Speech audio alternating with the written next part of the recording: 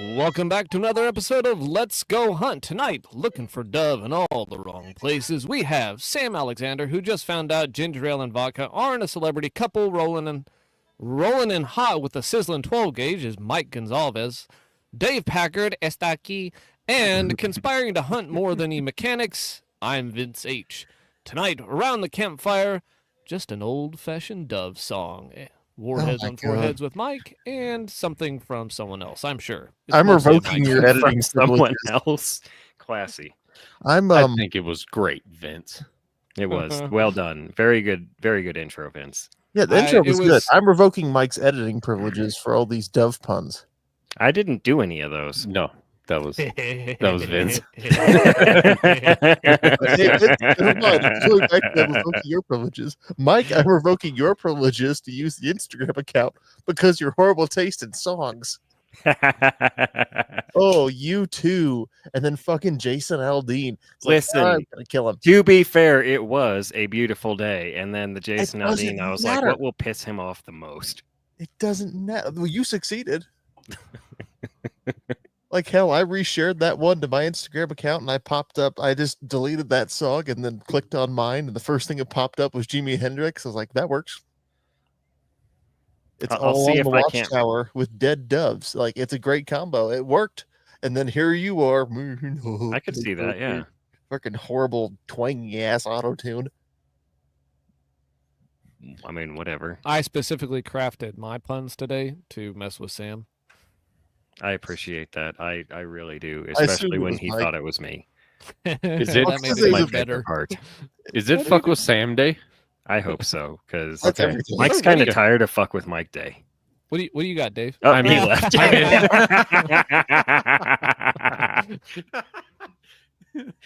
Bye, Sam. I joke, I kid, I tease. You let him back in too quickly. Oh, he's actually leaving. Anyway, We can't actually bring him back if he walked away. So what do we do now? I don't know. We also can't what end the do- stream either. I can't. Yeah, you're stuck here forever. It's like the election coverage all over again. Oh. no. I don't know about you, ding dongs, but I know what Sam did. But I went to bed like at a reasonable hour. I became the longest, not running, but like I'm pretty sure in terms of the We Like Shooting podcast and guest people on anything related, I have the longest single consecutive string of airtime because I was on for like 3 or 4 freaking hours. Mhm. It's not a dick measuring contest, but here's Oh, yes, how it big is. my dick is. Oh yes, it is. It's always a dick It's not a measuring dick measuring contest. contest, but here's Sam. That's how you spell dick measuring contest. 3.42.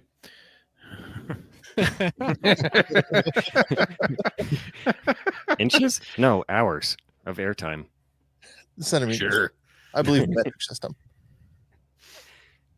Wait a tick. 3.42 centimeters. That's even shorter. Wow! Congratulations, you Oh, figured out the joke. I was just pointing out the joke for the people who are watching live. Well, if there's if there's a hick out there listening who doesn't know that 3 centimeters is shorter than 3 inches, I commend him.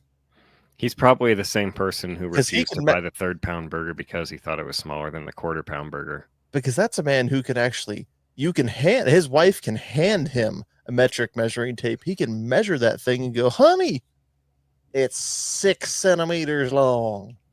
And she can go, you're so big. Did I ever tell you guys we hope were on not. the subject of like metric system and stuff, and I got to thinking of kph, and did I tell you guys the story of my wife explaining our car gauges to my youngest? I don't think so. No, but please continue. So we're on our way home. She's driving because I have had sodas, and Colt is sitting on her lap, and he's like 1,500 riles per hour, and I'm like, what? And she's like, oh yeah, I couldn't remember what it was called, so RPM was riles per hour. I'm like, for fuck's sake. All right. Yeah. It's a whole new unit of measure. Mhm. I was driving along one time. I had my own damn business, and my wife switched the whole fucking car over to European. So I look down, and I'm going 90 all of a sudden. Thinking, what the fuck? I didn't know I came off the hill that fast. I'm looking around, going like, but there's no way I'm going 90 miles an hour. Meanwhile, I'm slowing down.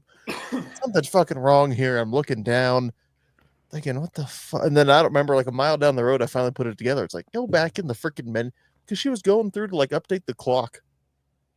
Did it start speaking French Canadian to you? I wish that would have made it easier, but Like no, my she truck just did. switched it to kilometers an hour. Ugh. We took the Prado on a road trip to Boise earlier in June, and when my wife had to drive a couple of times, especially in Wyoming, she was like, this was funny. She was like, how fast are we supposed to go? And I was like, 85. That's the speed limit in Wyoming. And she was like, so what is that in clickometers or whatever? And I was like, 130. And she looks at me, does a double take, and she was like, are you sure? That feels weird. That's a lot. And I was like, yeah, well, it's clickometers. Like, what do you want from me? I'm doing the math. Trust me. You're the one that's going to get a speeding ticket. But trust me. Trust me, I'm a scientist. Indeed. Anywho. You're the one with the backwards car that Wyoming is going to impound because they've never seen a right-hand drive before. That is thusly an actual fear. What's this fucking European? What's this England car doing here? That's unlawful. Hey, did you What on the wrong side of the tarnation. road, sir? You're going to have to take this one up with the judge. Speaking of Prado, Mike, where did you take it last weekend? I took it. To the zoo I took it to shoot all of the doves. Oh, not the Okay. auction. in Kansas. Damn So not the auction. No, and definitely not in Kansas because that would have been unlawful. Well, you were Kansas adjacent. I You're was more very- adjacent than I am. could have peed on. Honestly, I literally could have peed on Kansas, but I didn't Some want of to your walk 100 shot- yards away to do it. Some of your shot fell on Kansas. Agreed. His wad Hopefully. landed in Kansas. Yes, I shot my wad into Kansas.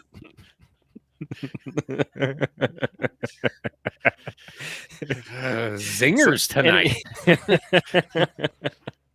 The judge is like, interesting, but that's not a crime. All right. All right, then. What are you doing? All right. Yeah, so Well, hats off to your lady friend, but I'm not buying it.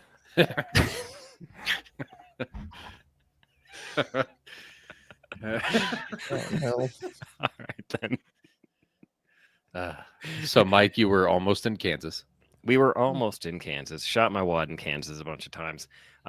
Took the kiddo out. We went out just north of Burlington and camped out overnight Sunday night into Monday morning Bye-bye. because Monday internet. was Labor Day. Monday also happened to be September 1st, which was opening season for dove, and also opening season for basically all the rest of hunting seasons until beaver closes Until in April. closing seasons. I guess that's until they're closed. Good job, Mike. Way to go. Good logic. Thank you. So yeah, we went out, camped overnight, got up early. I didn't get up near early enough. I was like, man, I couldn't sleep for shit. But I was up a couple of times to pee, went out in the bushes, looked out one time. I don't know if it was 3 a.m. or what, but I looked up across the pond was a bunch of flashlights, like, going through the bushes across the pond and setting up decoys and whatnot. And I was like, God damn, I can't even see dawn yet. And you guys like dedicated out here setting decoys up and flashlights. Like, I'm going back to bed and you're set. Which, do you have a good sound system in that thing? In the Prado? Yeah. I have a sound system. I don't have a sub You or should anything. have started, like, you should have cranked it up to 11 and then started playing like Mountain Lion screams. Oh, you're incentivizing me to get a sound system for To get shot. maybe. When they just start blasting. There's nothing in that direction. Let's shoot them. Imagine the poor son of a bitch out there, like working his ass off at 2:30 in the morning, setting up decoys to hear Enya coming across a pond. It's oh God. Oh.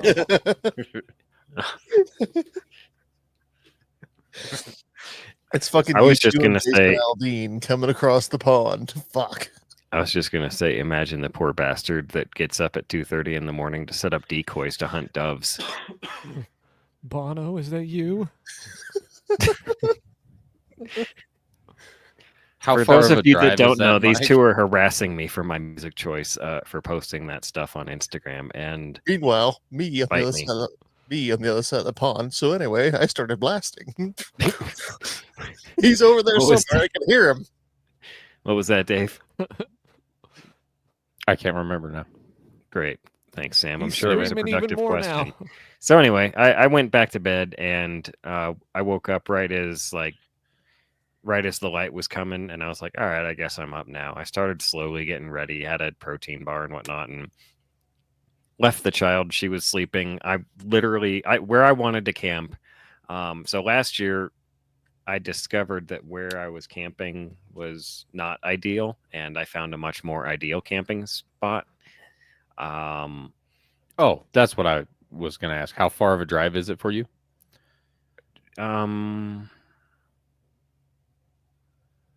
I would say about 3 hours to actually get back in there to where we camped. It's Okay. 2 hours to Burlington, and then like it's 20 minutes up the road into the state wildlife area, and then it just takes a while to get on the dirt roads back in there. Like, I don't have to describe that. We all get that. So where I camped was much closer to Kansas than before, like several miles east of where I camped before. It's right where the South Republican River actually comes through in from Kansas, and there's a whole bunch of trees and all sorts of stuff. There's cornfields around there. There's the water from the river. There's water from the ponds right there.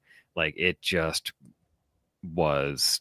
And Sam, you've been with me a couple of times. You know where we camped, and you know there's like, okay, there's a dove, and you can go stalk it and maybe shoot it out of the tree, and there's another dove maybe an hour later, but there's really nothing flying. It's not teeming, as we would say. Is that what we would say? I don't know. What would you say? That's what I would say, but what would you say? Ain't no fucking buds here. That's what I'd that's say. that's about right. There were fucking birds here. I mean, it took me all fucking day long to get 7 that first day we were out there. All day long. So I would have had I 8 took- if I had my shotgun with me when I didn't have my pants on. you know what? A pantsless shotgun kill would have been pretty cool. That would have been It would have, but I didn't have a shotgun. achievement unlocked. I did lack the pants, but I also lacked the shotgun, and that was the critical failure. There were other people about. Otherwise, I could have attempted the pantsless shotgun kill had I. I mean, I do want to go back out. It was that good. There were birds everywhere. Like I took my time getting out. As soon as first light happened, I just heard shots after shots after shots, all from across the pond. Everybody. The ponds were to my west, and I wanted to hunt to the east because last year I discovered this place to camp, and I had also discovered that there was this dried out tree, and the birds love to land in the dried out tree. Like I watched them time after time after time land in the dry out tree. In fact, I shot one out of the dried out tree, went to retrieve it, and another one landed in it above my head, and I shot it too. So I was like, all right, maybe this dried out tree has dove scent on it or something. So I'm going to come camp here next year and just sit on this tree. So that's what I did. I had 9 by 9:30. Nice. Actually, to be fair, I actually had 9 by 8:30, and we had left by 9:30. Why didn't I stay in limit out? One might ask. It was Scared of commitment. no, I was actually I was having so much fun. It was such a good day. But when I woke up, the dew, it had been real humid overnight, and the dew was soaking every single plant. And after about 20 minutes of walking around in it, even my boots were just soaked all the way through. I was squishing around in water. My jeans were basically like I'd been in a pool. And then right about that time when I was like, wow, this is really soaking wet and gross. I don't like this much, but I really am enjoying shooting these birds a lot. So I'll grin and bear it. Here comes my daughter walking out through the field in her pajamas and sandals and just, hi, Daddy. What are you doing? I wanted to be with you. Why didn't you put your boots or, jeans on? Meh. So Mike was moist. So Mike was moist, and my daughter walked through all that in her pajamas. So she hung out with me for about an hour, and she's like, I'm cold. And I was like, well, yeah, probably, I guess, considering, Hi, cold. I'm dad. Right after Her the rage first, warmed her. right after like the sun started peeking above the horizon is when I shot the first bird. And I had heard a truck coming down the trail as I was getting set up. And I looked up and I saw the lights on top and I was like, fish cop. So I heard him go and check the other hunters. And as I'm sitting watching my tree, just waiting for him to come my way, I see one just heading my way. And I looked up, tracked it with the Gideon Advocate I put on my Remington 1187 and went, bam, dropped it. Just Wait. Is this a dove or a game warden? dove. Oh, Specify yeah, I was all hopeful for a moment. Anyway. Just kidding. Just kidding. Um, Don't come arrest me, Jeff, please. It was the same one from a couple years ago. I mean, it is his area, so it's not surprising. And I was like, "Hey, is that you?" And he's like, "Yep." I was like, "Hey, I'm Jeff's brother." And he's like, "Oh yeah, we met a couple times before." And I was like, "Yeah." And I just pulled out my license and I handed him my gun. I was like, "However you want to do it." And we bullshitted a little bit, and it was an overall pleasant interaction with the law. In any case, I forgot about one thing. So when I got up that morning, I had gone out and I still got out to my tree and I was ready to shoot. There was like 4 in the tree within a cluster that I could have probably spread the shot and got all 4. So I tried. I didn't really try. I shot at the 3. I shot in the center at the 3 that were sitting there. I shot at the center one and missed. And the gun also did the 1187 bolt fire thing. And I was like, oh, God damn it, not again. Because I had the shell sticking sideways out at the breech. And I was like, oh. So I swiped it out, reloaded, went to shoot another bird, and I had a dead trigger. And I was like, oh, great. Didn't bring another gun, and somehow my gun's not functioning. So I start troubleshooting. Okay, what did I change? Well, I knocked the pins out and I put a rail mount on it that replaces the pins. And well, I'm going to ignore you guys making fun of me in the chat. Otherwise, I'm going to get distracted. Mission accomplished. What are you going to just hacksaw that 1187 in half? No, I'm not going to. I'm getting to that. Okay. So I went back to camp, which was all of like 150 yards or so away from the tree that I chose to set up on the dead tree, which is why I picked to camp that spot. It was fantastic. Is this a new spot or the same spot? New spot, several miles. Okay, because let's say if this is the same dead tree I'm thinking of, there wasn't any fucking birds. No, there. Not you that next tree. To the hail ponds. I was. I figured you were. So everybody else was set up on the west side of the ponds, facing out west, and I picked the east side on the east side of the road. And there's a dead tree like 150 yards from where I camped. Anyway, so the shotgun, the screws that I ran through the rail, I guess I did like a little bit too tight, and I wondered if that might be an issue, that it might affect the function of the gun. So I brought my fix-it sticks with me, backed off both screws by a quarter of a thread, and then function checked it. Trigger worked fine after that.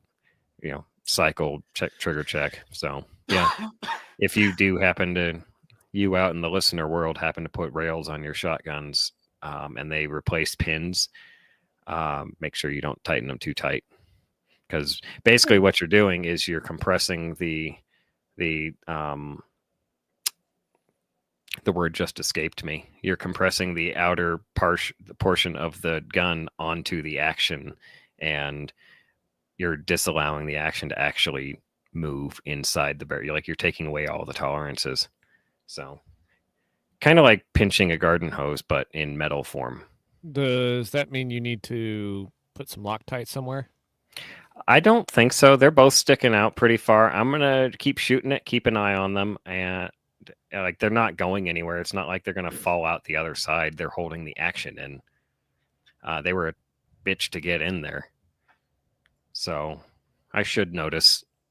Not to mention the way the one might, but I'll keep an eye. You're right. I should probably just go Loctite them, but I. Mm-hmm. Mm-hmm.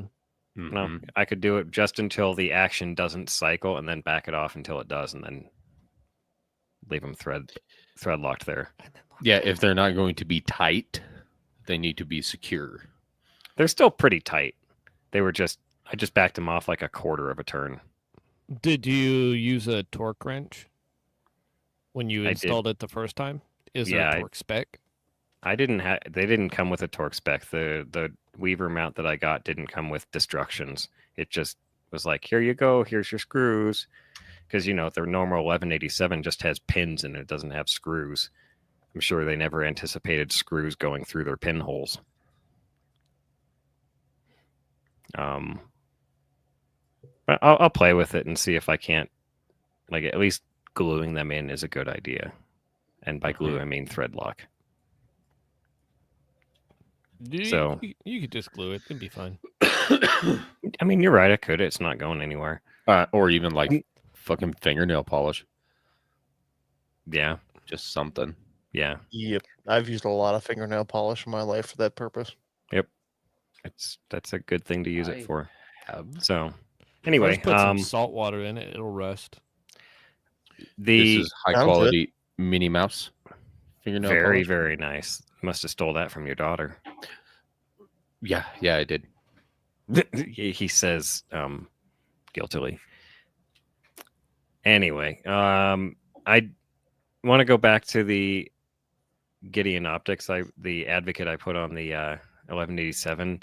I wasn't sure about it at first, but dude, after I blasted that first bird, I was like, okay, this is fucking solid. I messaged you guys early in the morning or later or the night before, I couldn't remember.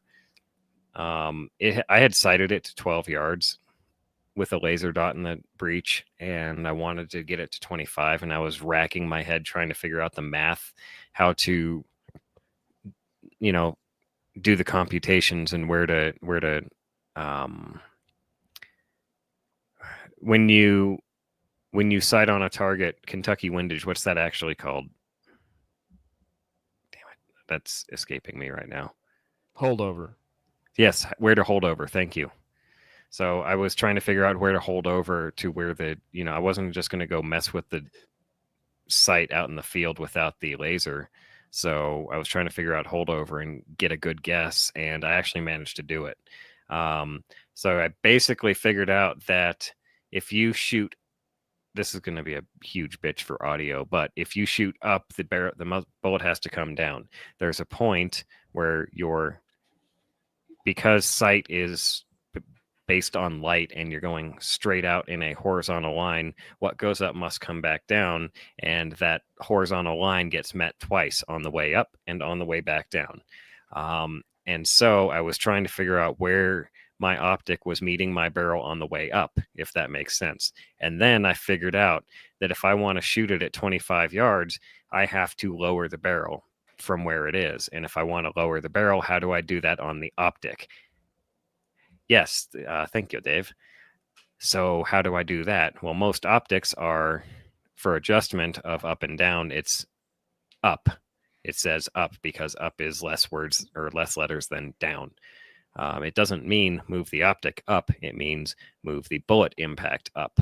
So if you're trying to do the same thing on a shotgun, you want to move the bullet impact, or what I wanted to do was move my barrel down. So that would mean my bullet impact would have had to come down, which means if I was shooting at longer distances than 12 yards, I had to hold over underneath the reticle in the Gideon Advocate. However, it worked really, really well because the point on it, the triangle point, there's a big wide open space just above it, and if I just put the point just underneath the bird and fired, like it was dead nuts almost every time on a bird in a tree. My dad asked me how many shells I fired, and I was like, I don't know, a box. 14 boxes. Fuck off, Dave. Oh, I forgot. Sorry, it was bolt action. Oh, here's the fantastic part. After I'd backed him off a quarter of a turn, function chested it, went out back to the tree. It worked like an absolute charm. Functioned every single time. It was absolutely glorious. I may or may not be in love with that gun. Anyway. Yeah, so I sat underneath that tree. Some birds flew over, and I took some shots at some birds. I knocked a couple down, but most of the birds I shot were out of the tree. There was one that I know I wounded, and it flew off and landed down behind a tree, and I went and chased it. And when I found it, I was like, "There you are!" I went to grab it, and it twitched, and I went, "Ah!" Because it twitched, and I have to get past that twitch and just grab the goddamn bird because this pissed me off. I lost the bird because of it, because as soon as I twitched, it tried to fly away, and then it dove into the thicket underneath the tree. And when I tried to lift up the thicket to like look down underneath, I tried to get in the tree to look underneath it, and I was like, the hell did this bird go?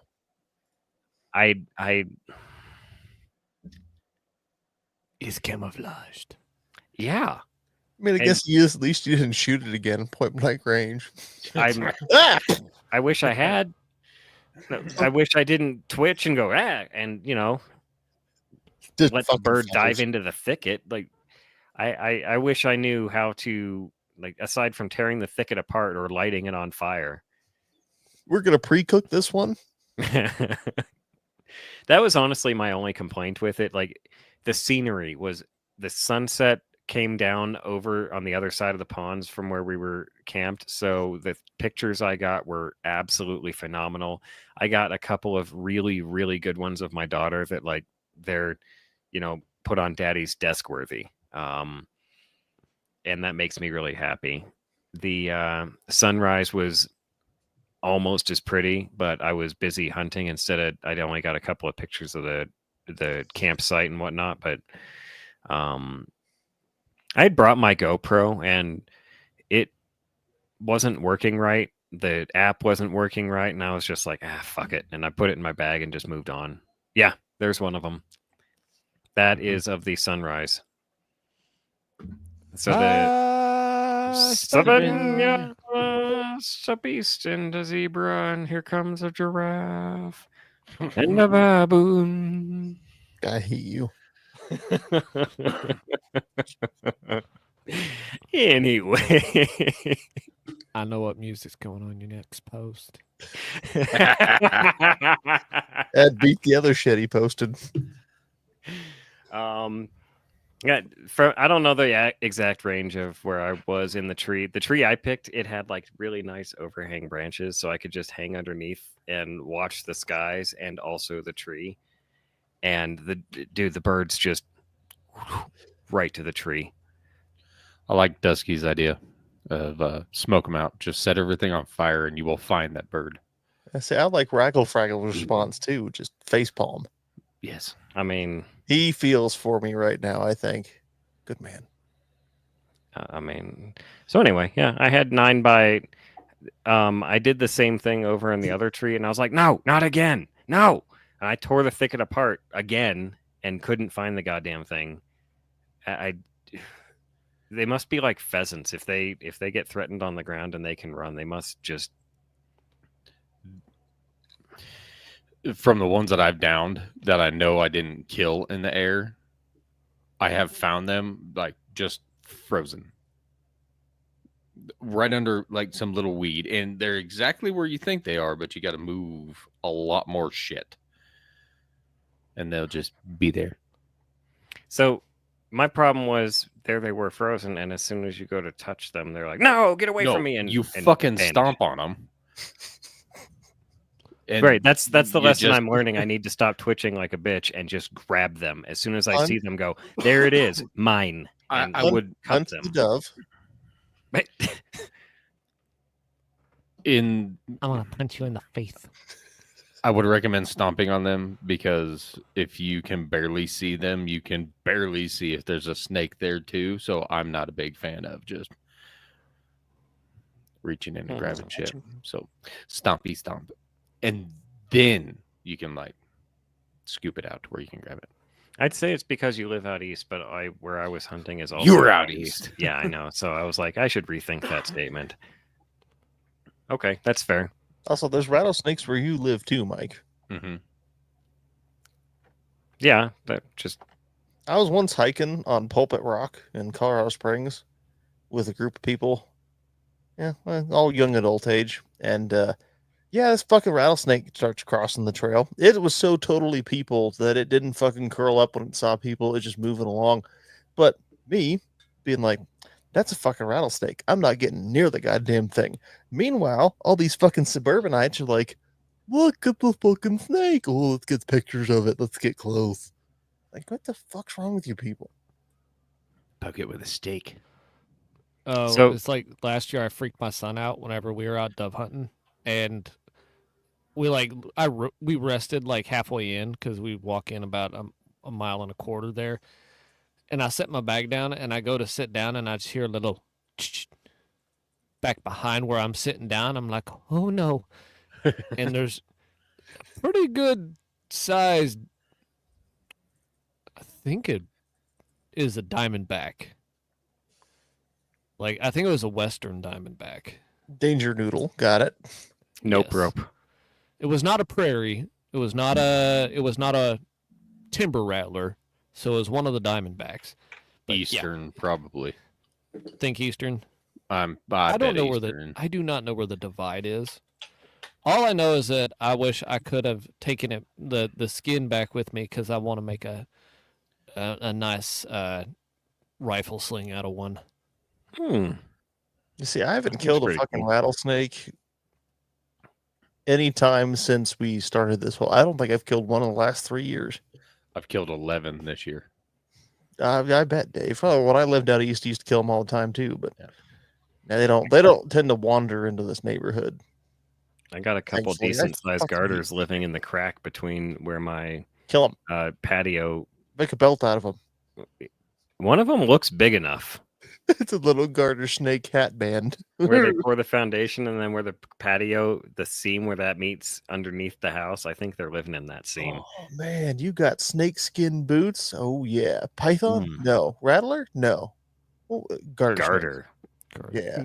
Garter, There's about, garter yeah. snake. there's about a So- dozen snakes per foot.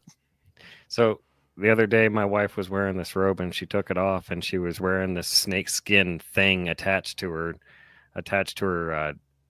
thigh highs. And I was like, what the hell is that? And she's like, it's my garter belt. See, I'm actually more okay with this being just a joke because I thought he was oversharing. And You Uh, always that's think I'm true, fair. oversharing when You always overshare. Yeah, there's no discernible difference. joke's on Listen, if you, we're gonna it's be both. friends, we gotta know stuff about each other. I don't Nope. even know this. Mm-mm. I don't even know Vince's last name. H, as far as I'm concerned. ACHEH. H. Easy. Vince H. Nice. We got to change that now. Yep.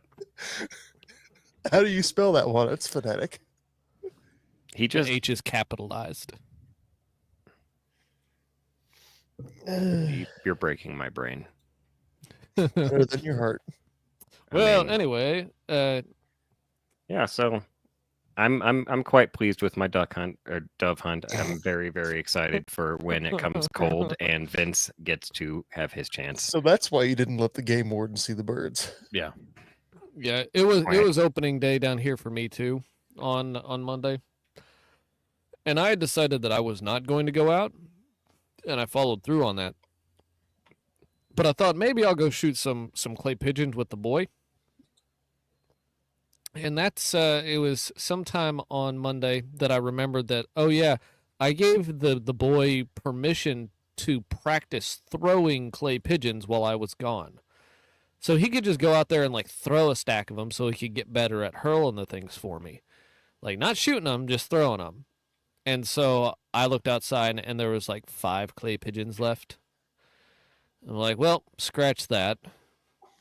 So I took out my my double barrel with the red dot on it because I'd never actually tested to see how well the 2 barrels regulate to the same point of aim.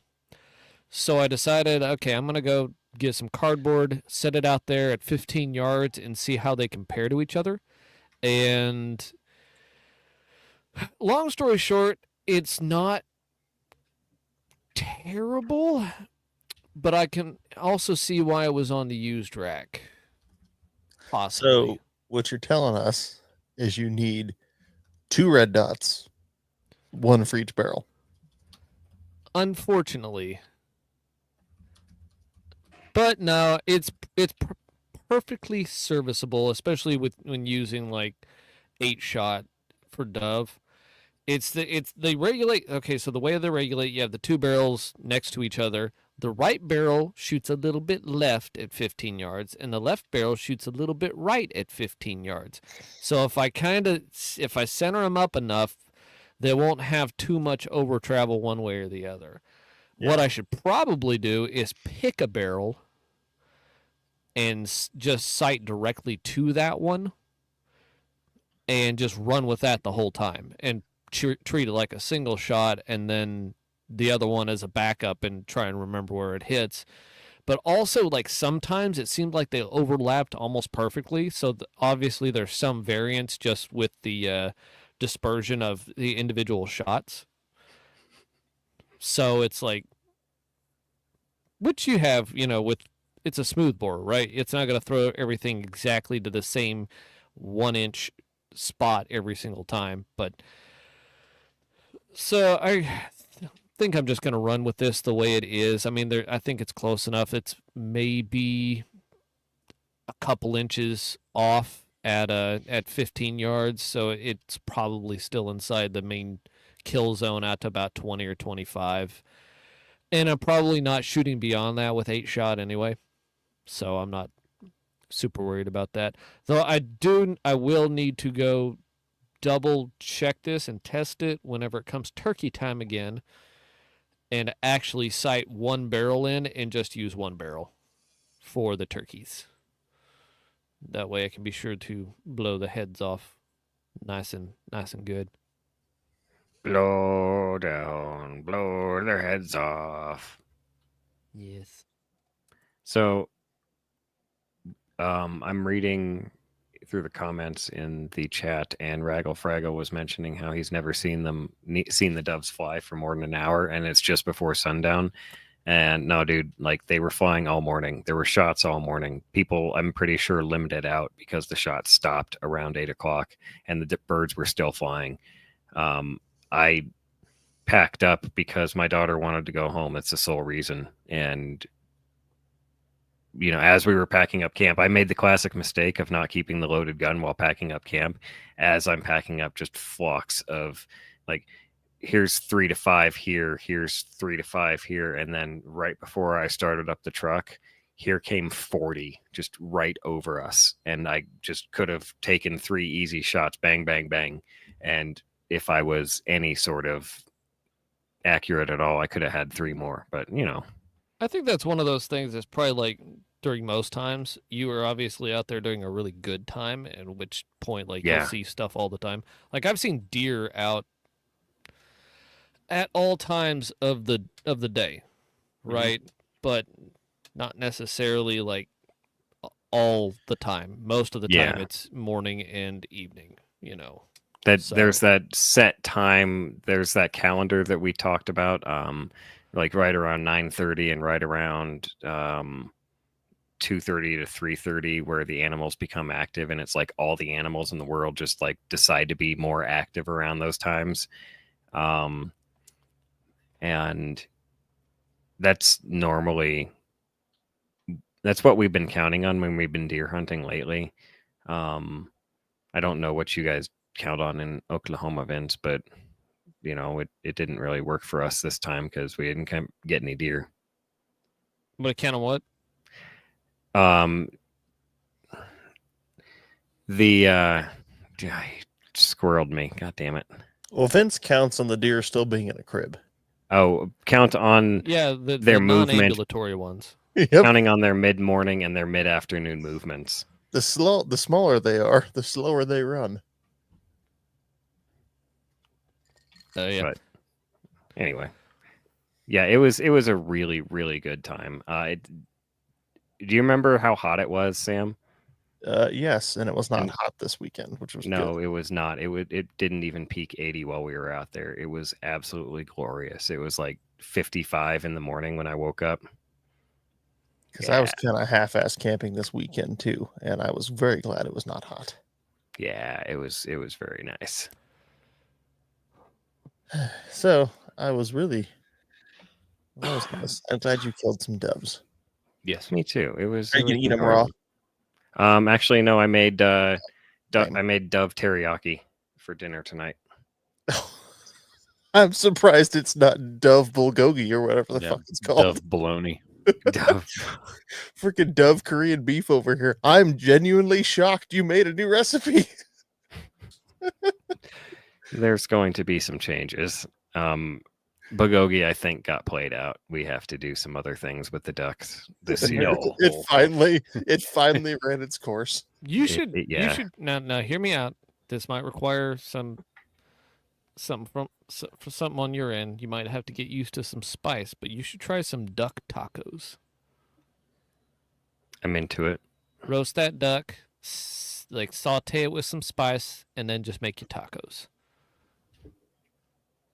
Like roast it, pull it off the bone, chop it up. What's the worst that can happen? I mean, It's Dove It's poppers. cheating, right? it sounds so good. Dove poppers are always a good go-to. Yeah, I mean, everybody does it. But I said I poppers? used solid. so I I, had the I idea the other day. This has nothing to do with this, but you just said poppers. I thought about trying to, you know how you have like stuffed crust pizza, Mhm. trying to like stuff the crust with an entire with jalapeno poppers. Fat guy noises intensify.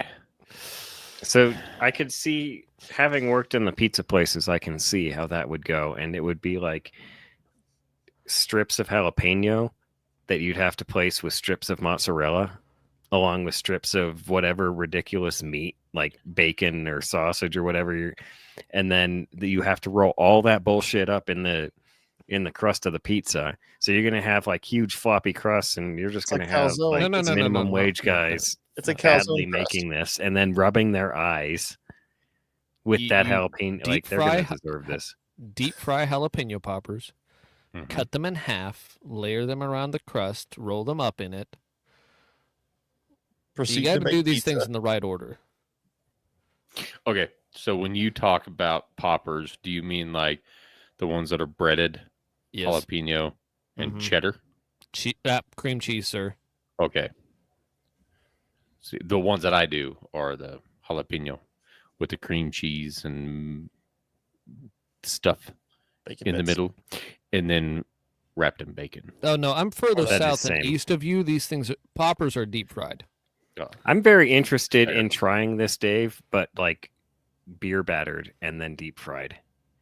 Do it our way, but then deep fried. I mean, you can. It sounds good. And We I won't really stop want to you. go back out No, this do weekend it my because the way. weather's not going to get cold enough to drive them off. So maybe that's doable. And then you beer batter the entire slice of pizza. What the? And then you eat it with eggs, and it's breakfast. Go on. And then you deep Oh. fry that. Go on. Well, sorry guys, Mike died from listening to this conversation. Oh, was it Like, the I had a- cholesterol? Yeah, I had a Yes, I died coronary from just listening cholesterol about from the this food. conversation. Uh, It first it filled my ears, and I thought it was bullshit, but it turns out it was cholesterol. Well, Well, very nice, very nice. So When are you gonna get out, Vince? I don't know. Fucking doves haven't hit here yet. Really? Mm-mm. I've been seeing a few, but nothing like what it usually is. I actually saw a good. I've been seeing some around just like puddles of water on the roadways, which I find interesting. In decent numbers, so maybe we'll get some soon. So ours runs through the end of October, so I'm kind of looking more towards October because it looks like this weather pattern we've had of pretty low high temps during the day is going to hold for a while. So, yeah. What do you mean by pretty low high temps? Like 60s, 70s, Okay. not 90s. Down here, we're hitting about 82 for a high during the day, which this time of year it should be 105. So 82 is really nice. Yeah, real nice. Yeah. Very nice. Yes, I agree. That's Hopefully, fall will arrive on time this year, and I can actually enjoy wearing a long sleeve shirt for once. one of the things that I recall from last year was like it seemed like how everything was real dry and there weren't very many animals because it was dry, and then the it never got real cold. At least for me, it never got real cold and sent the ducks down, so we never got a real duck migration. And it kind of felt like dove season was the same last year. I didn't see that many birds. The birds I got, I had to walk around a bunch and hunt in trees and actually stalk them instead of, look, I'm walking up on a dove and they can see me, and he flew away. Use trees for concealment. Anyway, there weren't that many birds last year. Like this was very, very encouraging. It was extremely moist. The birds were everywhere. It wasn't just birds, or no, it wasn't just doves. There was, it was so moist. I should always use that word that way. You know, when people say like, "Oh man, you should have been here yesterday," you were there yesterday. Like with all the animals. No, I get it. Yeah. Mike doesn't. I think you broke his brain. Yeah. You froze. Buffering. Yeah. No, it's just it's the spinny thing from YouTube, and somebody's playing Snake right now. Well, if that was everything about the initial foray into the dove world, finding doves in all the right places, you might say. Mm-hmm. Sam, what are you doing over there? waiting for Bob from Gideon Optics to get on, and he's not. Oh, Dirty bitch. Yep. Sam misses Well, Bob. Dirty bitch, Bob. If so, then I think it's time for Y'all want to see the Sorry. Mark I version of the Gideon goggles? you That's want live to go ahead and talk cutscenes. about it? The I Gideon was going goggles? to talk about something else. Wait for the bobbles. I was going to send you into. Oh my God. That's fucking awesome. I don't But think you he's can gonna come on see- tonight. It's like you're looking but also hiding at the same time. So Were those are those goggles in the stockades for public drunkenness? It looks like you're supposed to use those to sight for a tank. Oh, that was actually kind of the idea. Well, not quite the idea, but all right. So, was it 2 weeks ago? I came up with a stupid idea and trapped myself into having to attempt it. Yeah. So the rather unfortunate idea of turning a couple of LPVOs into a rudimentary pair of binoculars. And so the Mark I version, which is not the final version, this is just the can I even feasibly get these things to attach? I took some foam board from work, some foam backer board, and it took entirely too long. But first, I got my I did bring a pair down. I got my calipers out from reloading, and I did one of these jobs. Sat here and kind of measured my pupil distance you win. because I couldn't find my prescription. You went like way above and beyond. I was just gonna like and stamp them. I figured I'll use some science here. We get some calipers and try and measure my pupils. Turns out I missed just a little bit, but it's not the end of the world. So did that, and then put the 2 marks in the foam board, and then for a while sat there trying to put the ocular side of the LPVO down center on the dot, and I kept missing. Like, fuck, this is impossible. Until I realized I had 2 mounts, so I could just take the 34 millimeter mount and center the hole in the mount, actual 34 millimeter, hole with the dot, which worked a lot better. And then, I cut those out with an X-Acto knife because I couldn't find it wouldn't have fit anyway, probably. Couldn't find my hole saw. But, so very carefully cut those Did you out. find punched part of out it the at foam least? board. Shut up. Anyway, so punched that out the foam board, and then made a little piece to go around the back end to give it a little bit of support. Then duct tape that together so they wouldn't come apart. And at 1x, it works really good. And at 4x, it about maxes out for usability with the Mark I model. Which, by the way, the adjustment knobs are on opposite sides and turn in opposite directions. But at 4x, you can use it. But once you start going up towards 8, there's some issues with the actual distance between them. Basically, my distance up front's a little too far, so I'd adjust it in the back. So what you get is your eyeballs are both seeing an image, but it's slightly splayed out. Oh. It doesn't really coalesce. So it's like when you had them It's together wide last angle. week and they were off, and we got that nice screen grab.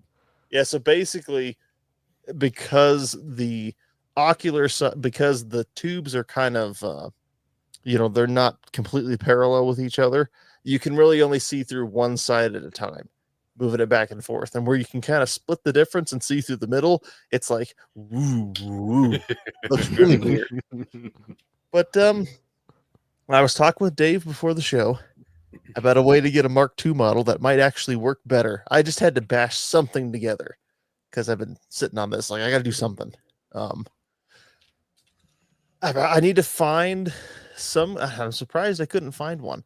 I need some kind of plate that can accept either Picatinny directly, or I can just thread my own little rails through, but that you can just slide them back and forth to adjust that pupil distance and get it all squared up, which getting it squared up is a trick and a half. But that way, it's actually solid. And this, Raggle Fraggle says 3D printer. Yes, but also no, because I don't have a 3D printer. I have access to one, but I don't want to. That's too easy. The problem with the foam board is if I grab these 2 ends of the LPVO and pull apart, the whole thing will come off. So, yeah. I get some pictures of it because it's kind of goofy. You have a proof of concept. Yeah. Mhm. Like I said, at will 1x, work. they work, and at 4x, but once you get above 4, you start noticing the fact that they're not completely parallel. So, yeah. You can kind of see it if you when you hold them. Oh up. yeah, I can definitely see it as soon as I looked at them. It's like, oh yeah, this space here is wider than this space here. Mm-hmm. I have a good eyeball for that shit because of work, actually. So as soon as I looked at it, it's like, oh, that's not fucking straight, but too late. And then I painted the foam board to make it a little more, subtle. But yeah, see, Yeah, that's what I'd call that whole setup is subtle. Yeah, that's definitely. Which that's the problem too. Looking through binoculars is already unstable enough. Even at 1x, holding these up and getting a good, clean, sight picture is like, whoa. They're like My COVID arm's getting binos. tired here. I like the binoptics. I like to call them the Gideon goggles.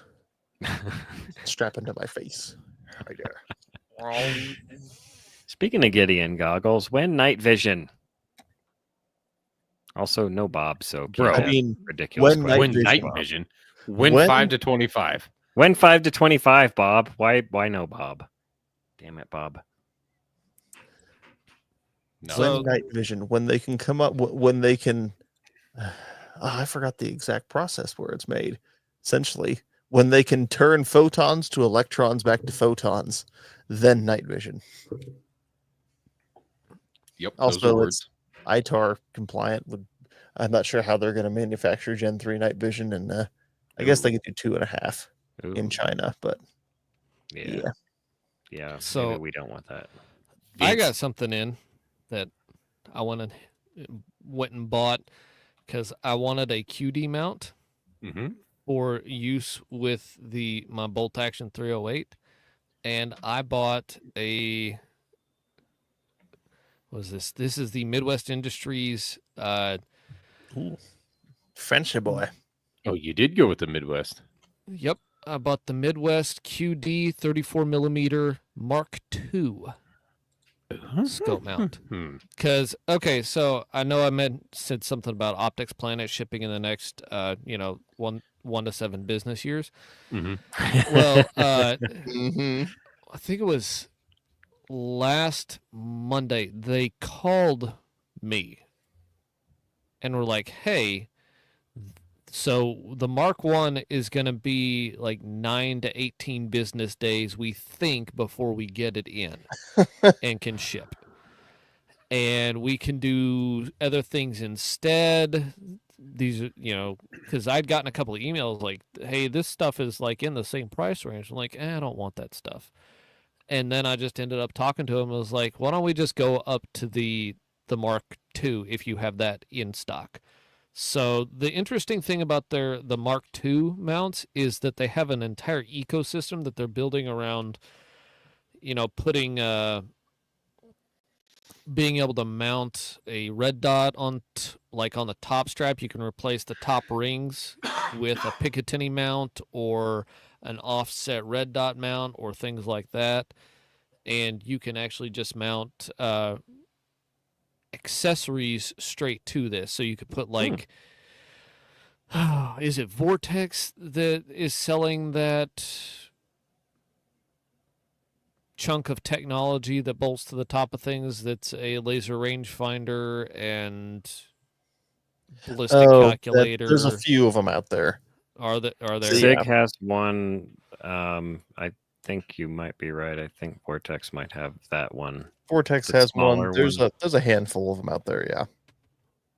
That Well, mounts the little diving boards on top, and they're basically a rangefinder and a ballistic calculator all in one.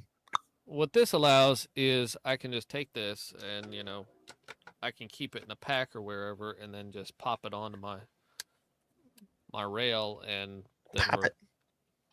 we're good to You go. have And to I can, test the return to zero on that. I Mhm. will. They guarantee a quarter MOA within a quarter MOA of your zero.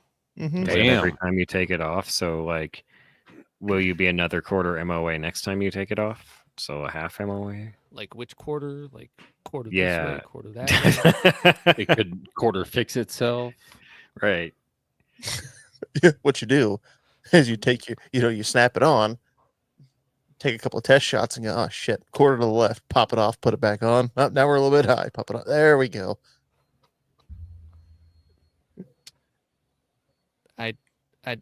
I don't understand the concept. He's okay. Poor Vince. That came from the man who likes to tape scopes together instead of just getting binos. Look, all I'm saying is I'm doing this for the people who have too many scopes lying around. And no binos. Well, they want to do something. You can't sell it. The return on the if you try to resell optics, you won't get hardly anything for them. Unless you send them to Gideon and they give you $50 for them. Speaking of buying one of their reseller optics, Sam, how much you want for that Warhawk? Thank you. Well, I don't know, Dave. How much is it worth to you? About 350. Where's the decimal in this answer? I need to know. 2 digits to the left. And that's when I noticed that it wasn't Dave at all, but a 40-foot monster from the Paleolithic era. And I said, God dang it, Loch Ness Monster. How far are you planning on shooting that, Vince? Like this hunting rifle around you, you're not planning on like, ooh, I gotta stretch this thing out to 800 yards on the regular. Well, I think 800 is probably out of a good terminal window for your 308, but I'd shoot to 400 if I get some I get some practice with it. Because here's the thing, when it comes to return to zero stuff, because I run into this a lot with side rail mounts on AKs and all the fucking retards out there, all the Gen Z retards who got into AKs more recently, and they somehow seem to be allergic to the concept of the side rail. Especially the ones on fucking YouTube who keep spending, or maybe they're getting sponsored. There's a couple channels out there, Brass Facts and Hop, who are both channels that I like that are guilty of this. Throwing $750 Sure Shot chassis on AKs because they won't use fucking side rail. Because, oh, well, I don't know if it'll actually return. It will return to zero close enough for what you're doing. It's an AK. Like, are you actually, well, even in Vince's case, are you actually going to notice that quarter MOA shift in any practical application? If it's a quarter MOA, even saying it like it's a quarter MOA within that circle and that's repeatable, it shouldn't shift, like it shouldn't grow a quarter MOA in the same direction every time you take it off and put it back on. That was my question. It should theoretically just be around the initial point of aim. Like it might shift a little bit. A quarter MOA is less than the potential accuracy of the platform. Yeah. Uh-huh. That it's an inch at 400 yards. Right. That's I couldn't shoot consistently enough to notice an inch at 400 yards. Mm-hmm. An inch Whether at a quarter MOA is an inch at 400? Yes. Quarter inch MOA. At 400. Inch at 400. My bad. Yeah. I thought you said inch at 100. I missed the 4. Nah. My fault. But no, again, that's the thing, is for what you're planning on doing with the rifle, that to me sounds like a reasonable trade-off.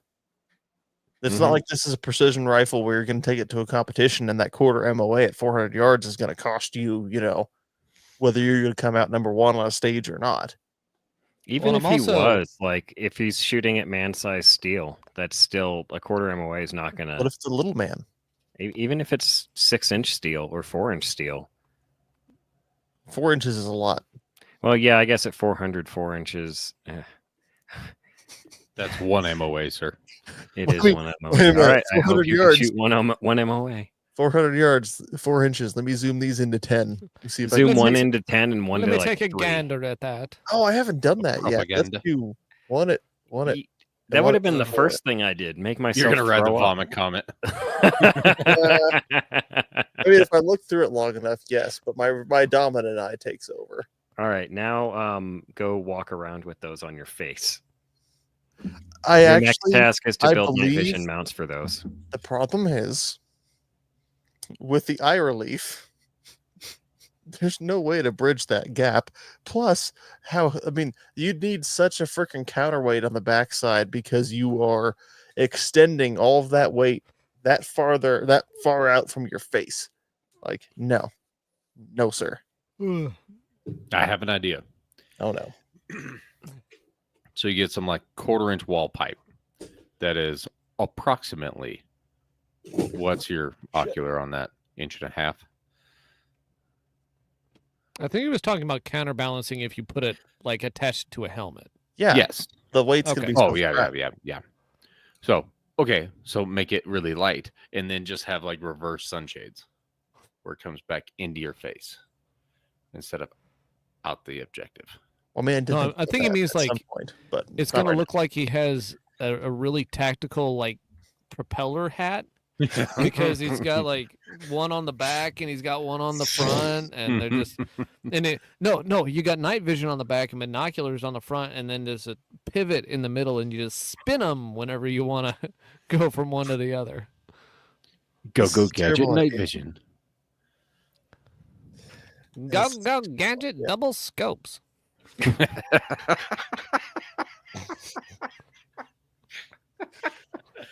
Uh, uh, that tickled my fancy. We can tell. Well, since we were kind of talking about scopes, I think Yeah. it's time we get to some Yeah. spotlighting with Dave. Finna get flamed. I don't remember what button it is now. Oh. Well, that one, that's loud. That was perfect. That's good. Yeah, that was perfect. I have an Yeah. idea for a new one, but we'll talk Yeah. about that after the show. All right. Tonight on Spotlighting with Dave, mounting her upright. Mm-hmm. We're talking about scopes. Yes. Oh, I thought we were Here talking about that goes. thing they tried to teach me in high No, school. we don't overshare. It's that one.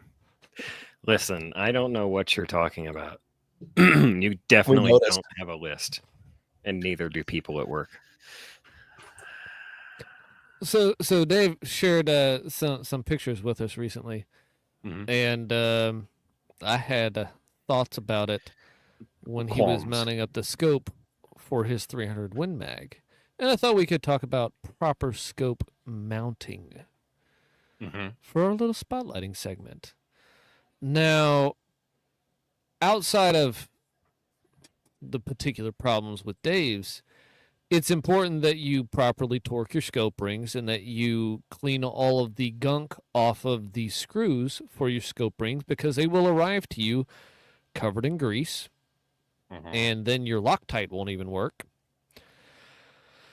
I was What if actually you're doing that mounting them? What if you're mounting them in foam?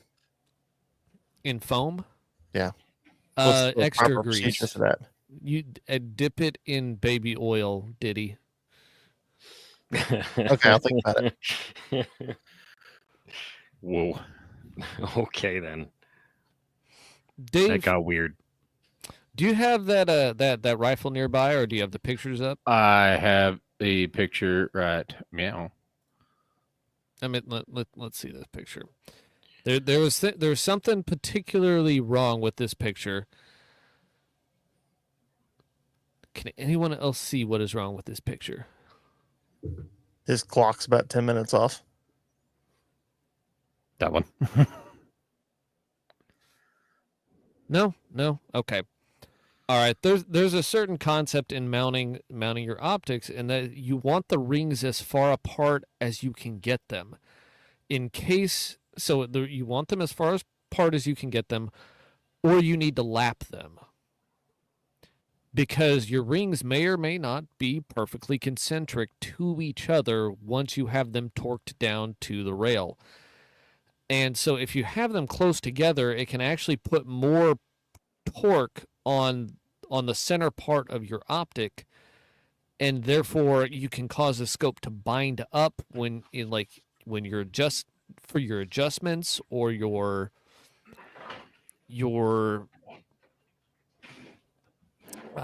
zoom on it. Shut up, Dusky. Dusky said, "Shut up, nerd." You're a nerd. No, this is important, because you can cause failures by having the rings too close together, especially if they are misaligned somewhat. So the further apart you have them, the less that those misalignments in between the individual rings will matter. But also, if you then do, say, like a drop test, and it lands on the objective bell or on the eyepiece, Mm-hmm. all of that is leverage, right? The distance in between the ring and the end of the eyepiece is leverage, and the longer you make it, the more force is actually put on the scope tube. So having the rings as far apart as possible both helps with your adjustments, the smoothness of your zoom, just making sure that you're not torquing the tube, and also, if you happen to drop it, making sure that it isn't damaged and can easily return to zero. Hey guys, don't torque your tube. Torquing my tube. Okay. So Torquing my tube, torquing my tube. I You can get at least a couple more out of that front one. I don't know about the back one because I don't know about the bolt throw on the X bolt. X bolt, is that right? yeah, X-Bolt. It's Yeah. it's short. Okay, so is it like a 60 or 70 degree, or is it a 90 degree? It's 60. Okay, so- It's back. right. Okay, so it should be out of the way. So you Yeah, can, it's out of the way. and I saw some extra, some Picatinny slots on both sides and extra room on the rail and on the scope. So Yeah. you need to get that as far apart as possible before you go torquing stuff down. Now, I did use these. Oh, you do To have mock up. them. Yes. And they are tits on. Okay, I mean, what are these? you're using them wrong. What are these? These Say what are ring alignment tools. So I don't need those. Yeah, it's a Wheeler kit. It comes with, well, mine came with 30 mil and 1-inch alignment dowels, and then it also has the lapping bars and compound. So Yes, excellent. yes, Now, there's a reason that won't work the way you just showed it. You don't use them. So imagine two really short, fat pencils. So it's got, flat on one end and it's got your pencil tips on the other. You All don't, right, I'm looking at it right now. you don't touch the tips. You don't touch the tips. You flip it around and you touch the flats. Because you can easily have them off, but still have the tips come together, but you can still have camber to it. But the flats, if you get those together, then there's no way to have them, like, you can see more that way. Because you can see the I've gaps never from all thought angles. about turning them around. That's a good point. I do like it. Right? Because if it's 1 degree off to right or left, and you put them through there, you can still get the tips to come together somewhere. Like, even if you have to adjust the distance that they're going through the hole, you can make the tips come together. But the flat ends, there's no cheating on that. Yeah. Raggle Fraggle says that's why you use monolithic mounts. That's also one of the problems with, like, most AR-15 mounts is that they're designed to be utilitarian for, like, LPVOs, but you will always have, like, an inferior ring spacing because, like, that the other part about, like, the damage to the tube, if you happen to drop it or tip it over or, like, it just gets knocked sideways somehow, is, like, the single piece mounts tend to have a shorter ring spacing so that you can adjust it for your eye relief and position on the rifle. So that's kind of it's a trade-off. It's a trade-off that people willingly make, and I understand it. But A single piece mount was in the running going on this. I just didn't want to be confined to like 30 mil. That was it. Otherwise, I'd have to buy another $100 fucking scope mount to bolt directly to the action. So that's why I went with the rail. It's good rail. It's Tally rail, 20 MOA. But yeah, I've heard both ways. I've heard you mount them close together that we don't get any torque out of a heated action. And then I've heard mount them as far apart as you can that we don't bend tube or whatever. And I don't know. I'll try to split the difference. if your action is could be. torquing as it's heating, that's Well, with that rail, because there's That's- not a lot of meat right there in the middle. So I didn't want to, I mean, like bumping turrets, but well, it's also like a hunting yeah. weight 300 Win Mag. Like, how hot are you getting it? If you're getting Hot. how to put if you're getting a 300 Win Mag hunting rifle hot enough that the action warps, there's either something structurally unsound about it, or you're doing something really, really strange that I don't even. Nice. It would be like very minute shit at very long distances. I think it wouldn't be like a visible warp, but if your rail could move even just a little bit. So I don't know. I threw it on. Everything is kosher so far. You need to spread them rings out. Eventually You spread we them rings will, out. but it Spread 'em. will kill for next month. And this is not my rifle. That's my stepdad's rifle. My rifle is back over yonder. Oh, okay. All right. And Oh, so you don't have it there. no, but mine's a little better. Hang on.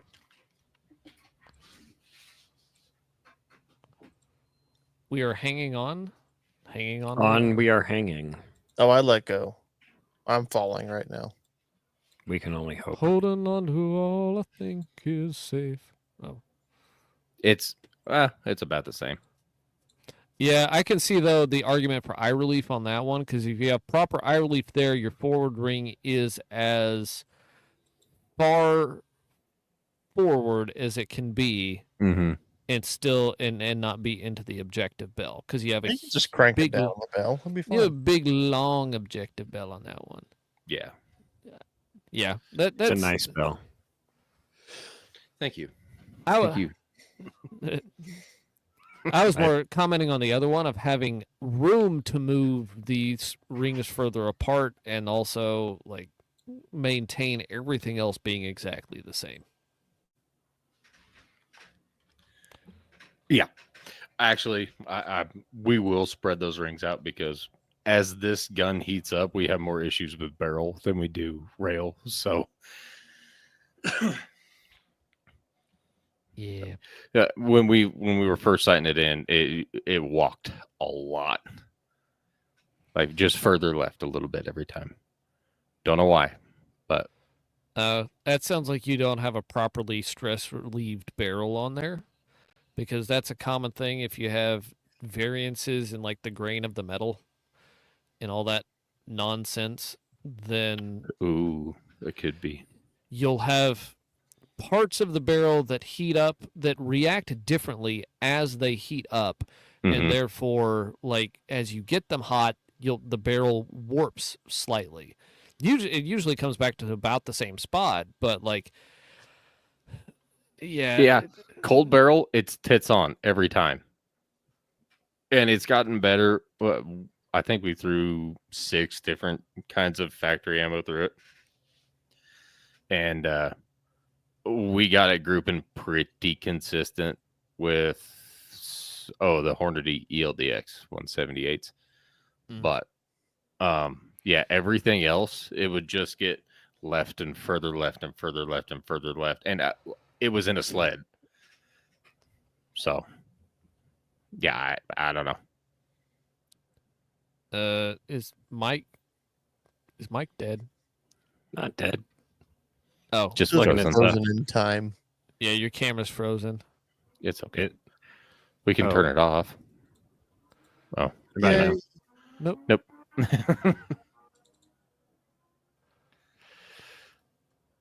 But Still frozen. yes, it's Okay. all right. Well, it's fine. This is fine. I think fine. It's time for. Wait, do we have warheads on foreheads? We do. We also lost the man with the. There we go. So it turns out this mouse has a button on it that just sends you back on the web page. And I found that button for the first time. And then I was like, oh, I need to get back in. And then I remembered that, oh, yeah, this is what's recording. So I started doing the Jeopardy music. Do, do, do, do. Is it like buttons on the side like this? Yeah, they're gay. Yeah. Watch out. It's don't touch those. Really? Can you touch one and show me what happens? Well, don't No, because it's time for my thing. worry. It's Mike time for owns my all silly of them. song. All right, Mike, go. We're not listening to the whole thing. Go. It's too quiet. I don't know how loud it is. Well, I was even without trying recording, but- because I wasn't intending to listen to the whole thing. You were supposed to start talking over it. Yeah, all right. Well, whatever. Tonight on It's the zesty Warheads background with music Foreheads, now. I have an interesting little story. A premonition is what I call it. A premonition, perhaps. So, the headline of the story: West Yellowstone man found to be at fault for fatal grizzly attack. Yes, that's right. This guy is at fault for his own death. Wait Ding a minute. dong. This is not No. what you shared in the chat earlier. Oh, No, it is not. What did I share in the chat earlier? That an 85-year-old man had been killed by cows. Oh yeah, I forgot about this one. Jesus. That's what I meant by premonition. All right, where is that? Damn it. Wow. God. We'll do both. Find it Getting all those doors. if you hadn't ruined it, but anyway. So this guy Charles Mock was attacked by a grizzly bear on April 15th. Let's see when this article came out.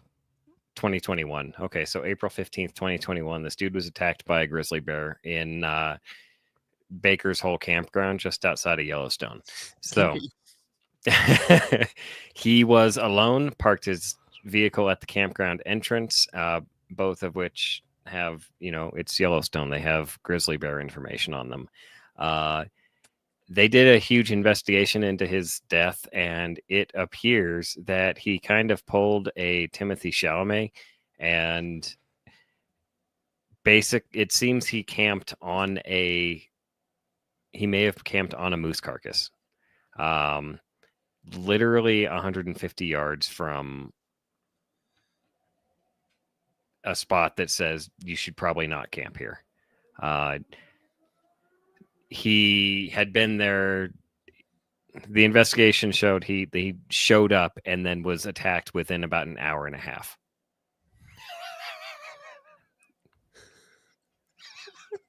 Yeah. Well, that didn't last long. Yeah. I'm gonna go camping, dies. Uh, Empty canister of bear spray we found at the scene. Seasoning. Got it. yep. Yep. Seasoning. Yep. The bear was like, "Man, you taste good." Honestly, it wasn't clear whether he came across the moose carcass that had been buried, or if the bear was feeding on it at the time and was like, "Get away from my kill" or whatever. But yeah, he did. The article literally has a paragraph that says, while the overall effects of the bear spray on the grizzly aren't known, the bear did quit attacking Mock at some point. He moved away, called 911, and the bear got pissed off close to the attack site and the carcass. So then it attacked him again, apparently. So yeah. Hey, 911, I camped too close to this bear site and now it's going to kill me. I thought you said like the bear went off and then the bear called 911. No. Bear was like, yo, this dude's trying to steal my moose. The bear's on the phone like, I was in fear for my life. I'm too upset to speak right now. Here's my name and location. Hang up because you're I'm too afraid to talk. I'm wearing brown. The bear's Also, like, I know wh- how women feel. When Mike said Timothy Chalamet, I know he didn't mean the actor who plays Willy Wonka. Who was he talking about?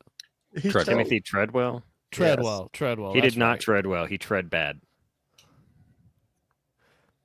He keeps saying Timothy Chalamet. I'm like, It's because I don't care about that dumbass's name, and Timothy Chalamet's funnier. Oh, that's fucking them. The grizzly was killed April 16th as it charged the investigation team. Yep. So he not only picked a stupid spot to camp, he picked a freaking kill site by a very pissed off bear. Got it. Well, And there Yeah, were man. warning signs about it. Like, there were warning signs about him not camping right there all over the place. And he was like, nope, this is a great place to camp. You know, in Jurassic Park: The Lost World, where he's like, "Yeah, this is a lovely place to set up camp, righto," and then the The Great White Bounty. Hunter. yeah, the Great White Hunter's like, "Cancel that order. This is a terrible place for camp. It's a game trail. Predators hunt on game trails." This guy needed that guy. This guy needed he needed the Great White Hunter to come in and be like, "This is a moose kill site." I mean, he was in possession of a telephoto lens, which is not a dangerous weapon in of itself, except for to the user. My guess is he probably thought he was going to get himself some great bear pictures. I honestly bet he think did. misunderstood. I think this is a self-solving issue. I agree. I sound like an asshole, but Jesus Christ. I mean, it's honestly, it doesn't strike me as any different than Timothy Treadwell anyway. Like Except for at least Timothy Treadwell lasted something like, over a decade. This guy didn't Yeah. last 90 minutes. no, he didn't make it 90 minutes. His fucking car didn't cool off. His oil pan's still going tick, tick, tick. When's he coming back? No wonder the bear's pissed off. He's like, "Stop it! Fucking get yours and just have that Chinese noise." oil torture. All right, so I am going to put the second story in here because the second story is hilarious. So at 80, I want to do the second story because I think this is very prophetic of Mike's future. Oh, what we've learned from this last one: shoot the bear. Anyway, Well, I mean, actually, you're not wrong yeah. because this is where the research. I lost faith in the research on bear spray being 95% effective or whatever when you started because it's an easy numbers to look up that all the studies like, oh no, bear spray is more effective than any other tool, more effective than handguns because it works in 95% of charges, blah blah blah blah blah blah blah blah blah. But then you start digging into it and you start realizing that there's no way to know because it just counts if there was a bear and bear spray was deployed. It doesn't matter if the bear was just minding its own fucking business. There's no way to differentiate if it was a bluff charge to begin with. So it doesn't matter if you emptied the can of bear spray. The bear was just bluff charging and it was going to peel off anyway. In this instance, the bear spray. I mean, maybe he didn't give the bear a face full of it, but maybe he did, and the bear wandered off to go lick its wounds, and then when it could fucking see straight, came back to do the job, finish the job. Well, of course, he died 2 days later, but the bear did come back and fuck him up some more. So, yeah, no, carry both is my opinion. I like Montana Dirt Road's thoughts on this, and bear spray works for curious bears, not charging. And bears. that's where I ended up deciding. It's like, actually, yeah, no, I'm gonna end up carrying both because the bear spray alone is not enough. But could it be for cows? Do you need cow spray?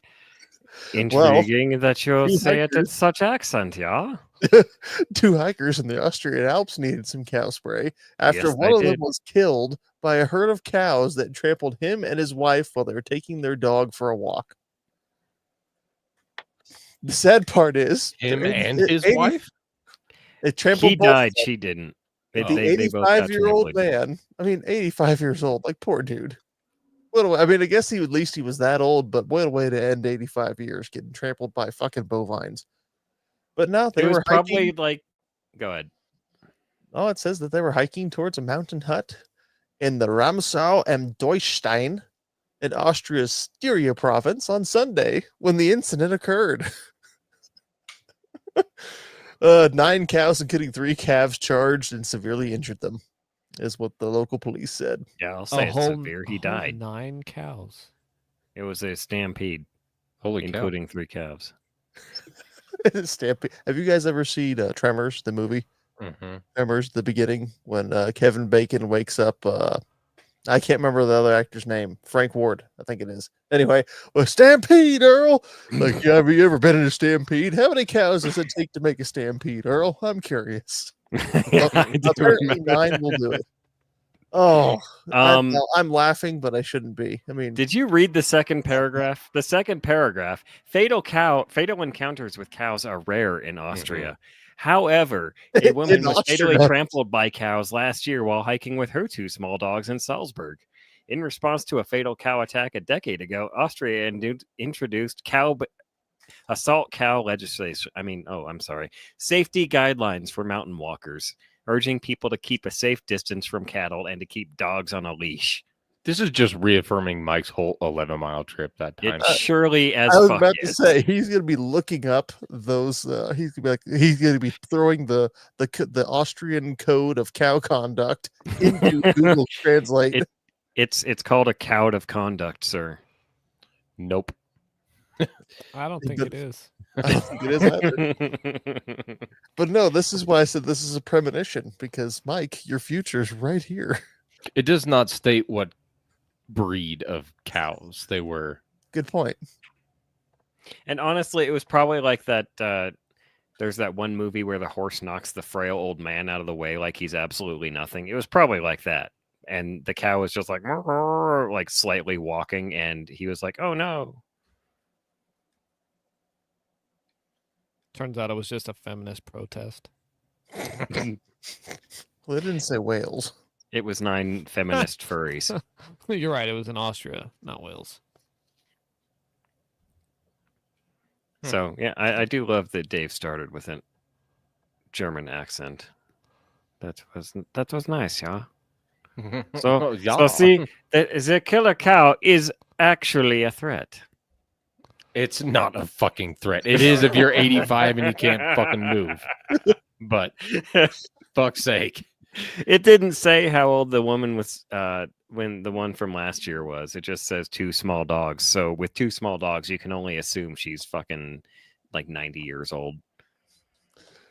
She was 82.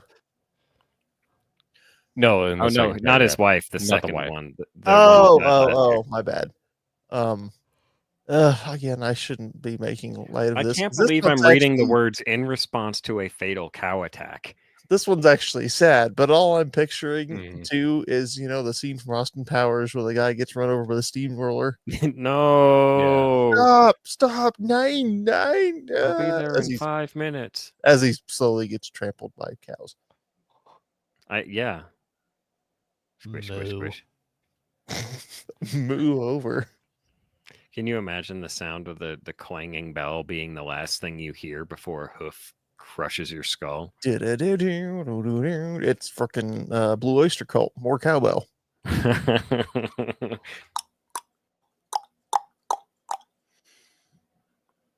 love that episode.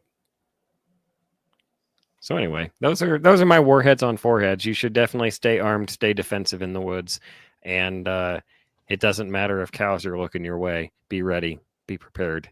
So what you're saying is that 85-year-old man could have benefited from a 10mm high point.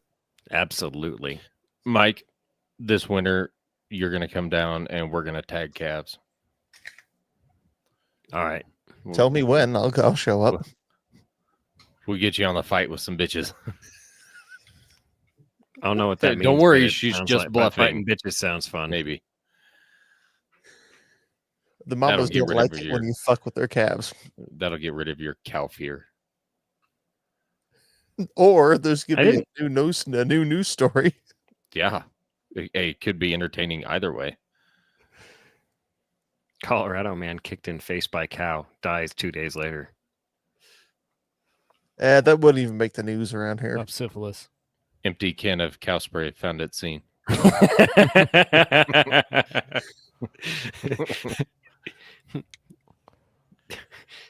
When asked why it didn't work, officials said he should have used an udder one. Well, Sam, I think that's Well, before we close about out, time. I was just gonna briefly touch on. I did take ye old High Point 1 centimeter black blat out to the range finally. How do you And, like?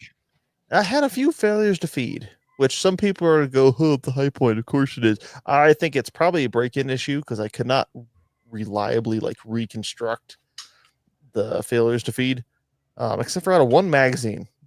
I've got that one set aside. because one of them seems to be nosediving more than the others.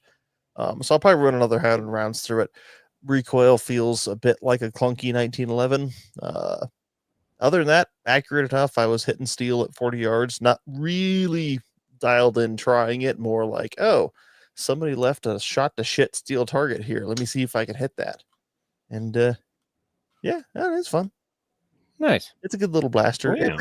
It makes a series of very satisfying sounds. And it's on my Instagram. I suppose I'll share it on ours too. I'll probably edit it differently just to make it not so long and boring for the TikTok generation. But Are you going to? it makes a series of very satisfying, because I mean it's got a little maraca effect, Cowbell. little cowbell. You know the sound Yay! effects. You know the sound effects from like movies back in the 80s for guns. Oh yes. Yeah. Really kind The- of overdone The gunshots and then the reloading slamming sound. Well, first of all, this thing actually makes the Hollywood sounds where they move a gun. and it goes Where you point it around and point it at places and it rattles and Like I don't know if you can hear that, but yeah, it actually rattles when you move Yeah. it, like a Hollywood gun does. But on top of that, I don't know if it's because I had the camera, so I ended up like using masking tape to stick my GoPro to my hat brim because I didn't have another way to stick it up there. I don't know if I had part of the microphone covered to where it like amplified the 80s action sounds, or if the high point just makes great 80s action sounds. But maybe that's where they got all their That's 80s pretty action dope. sounds from. except for the high point came out in the 90s. That's why they have 10 round mags, is because of the fucking 94 assault weapon ban. Right, so that's where they got all their 80s action sounds from, was the high point in the 90s. When Matt They got Green their 80s sounds in the 90s. brought them high point. You're making a lot of sense here, sir. I know. It like just do the math. It's kind of like they got all those, 1970s Lugbird tracks from the 2000s. like that guy who thinks like, oh, the whole point of the Rubik's cube is they're gonna solve it so fast that you can go It forward. reverses in time. and they're gonna go back in time and steal all the original Rubik's cubes and sell them in the future. Yep. You know all those great 100% profit. disco and ABBA songs that were popular in the 70s? Mhm. Little did you know they were inspired by 9/11. That's Mike's Ah, thinking anyway. Staying alive, not in Yep, this tower. that was sung by the people who weren't in there who were supposed to be. Your Anyway, singing voice matches your camera. blurry and pixelated, Yes. 8-bit right now. Listen, there wait it till you is. hear me sing Hardy. No. Uh, So, anywho, with that little update out of the way, do I have the outro? yes, You you do. do. Is it me? Oh, Mhm. We Alright. have a review. oh, damn it! I forgot about that. Hang on. Finally, Do do do do do do do do. we need music for that. We actually do. Except for I'm pretty sure if we use We the do Jeopardy- do. I'm gonna Have a fucking mute review. you.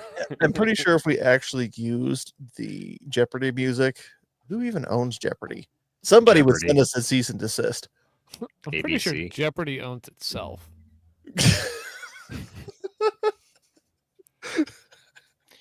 All right then. Freddy Krueger's overworked mom says I was looking for a new hunting podcast. Still haven't found it, but I did find a hilarious outdoors chat. Anyway, keep it up. Well, thanks, Mom. 5 stars. Oh, that part too. Yeah. We do like the stars. You Mom. gotta send him a sticker. I do. As I'll soon as you get to find it. out who Send me an email yeah, do that. because they didn't send me an email. No, that was on iTunes. You doom. Well, yeah, even on iTunes though, I don't have their emails. They got to Yeah, send me an no. email with the address. Send a sticker. Yeah. So do it. Dusky got stickers. Dusky's cool. So, for those of you that don't understand what that autistic screeching was about, if you send Sam Oh, they an know email they know what it's about now. Okay, I've only been harping on this for like forever, for going on 3 years. I've been trying to bribe you people with stickers for 3 years, but it's getting close. We've enough. only had stickers for 1 year. That's how long he's been Yeah, trying but to bribe there's some you. people who just started listening to podcasts. So That's What, valid. like this is their first podcast? God, they're never gonna listen to another one again. You mean like boomers? This is their first exposure to the medium, and I'm like, God, this is what podcasting's about. Never mind. We're built different. Yeah, we'll build different How? incorrectly.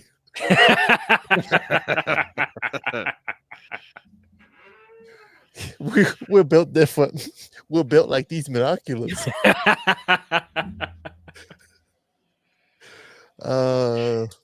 This is the worst, best, dumbest project I've ever done. Anyway, What, the podcast or those binoculars? ¿Por qué no los dos? Mm. Hey, Uh-huh. alrighty then. Leave us a review like Freddy Krueger's mom did. Freddy Krueger's dad, if you're out there. I like your wife. She's hot. If she didn't looks anything like her son, she's not hot. That's all I gotta say. That's She just was quite warm at one point, but I anyway. would like to ask her a question. she's a little. That's Did- no, that's Jason. That's not Freddy Krueger. Freddy Krueger doesn't wear a mask. He's the Not my Nightmare mask. on Elm It's so Street. He was scary. the one in the house Damn it. fire. I Anyway. know. Okay, the joke was okay. Never mind. Well, the joke doesn't work because you're using the wrong. You're right, reference. because it would have been better if it was actually Jason. But If there's Jason's mom, but she's a. Jason's mom. has I got fucking it knew going you were going to do that shit. Split sport and take buddy hunting. If you like that buddy, tell him about our show. If you don't like that buddy, take him hiking in cow country and leave him next to the moose carcass. Yeah. Hit us up at lghpodcast.com. Contact us at Let's Go Hunt. All right, yeah, contact at Let's Go Hunt. Contact at Okay. lghpodcast.com. Thank you, Vince. I'm moving on. Thanks for And- listening, and go eat a dead moose. We can't stop here. This is cow country. It'd be strange to eat a live moose, but That's on our list of future game shows when we rule the planet. Have It's you the ever made a It's the live moose challenge. Have you ever made a moose laugh? It's pretty. No. amusing. Are we doing Go-Go Gadget double scopes? Yeah, I think so. All right.